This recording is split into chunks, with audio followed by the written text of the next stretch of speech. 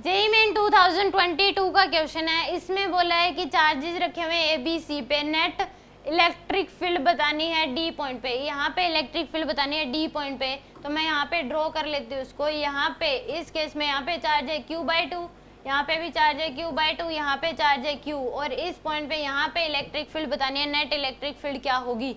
तो उस केस में इसकी वजह से साइड जो दे रखी है वो आपके पास a के बराबर, तो ये क्या हो जाएगी √2a, डायगोनल लेंथ क्या होगी √2a।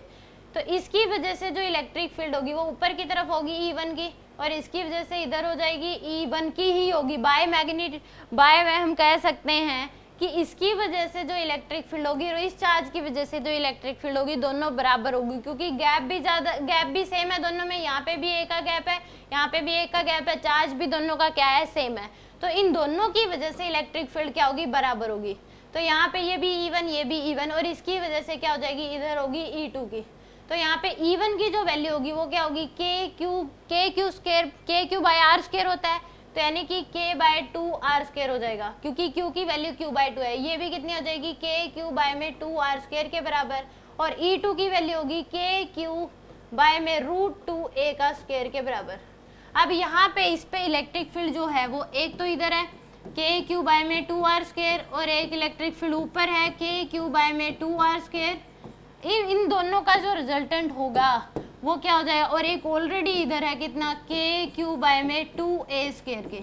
अब इन दोनों का जो रिजल्टेंट होगा, इन दोनों का एंगल कितना है दोनों के बीच 90 डिग्री, तो इन दोनों का जो रिजल्टेंट आएगा वो कितना आ जाएगा, किसी एक को √2 से मल्टीप्लाई कर दो तो ये आ जाएगा √2 KQ/2R² के बराबर, ये आ जाएगी आपके पास। तो नेट इलेक्ट्रिक फील्ड इन दोनों को क्या कर देंगे ऐड कर देंगे, क्योंकि हमें पता है कि अगर दो वेक्टर हैं A और एंगल उनके बीच 90 डिग्री है, तो जो रिजल्टेंट आता है वो क्या हो जाता है A√2 आ जाता है।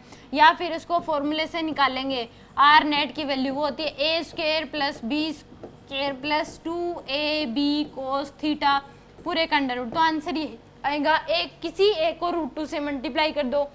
अगर एंगल 60 डिग्री है और दोनों वेक्टर मैग्नीट्यूड वाइज इक्वल है तो किसी एक वेक्टर को √3 से मल्टीप्लाई कर दो।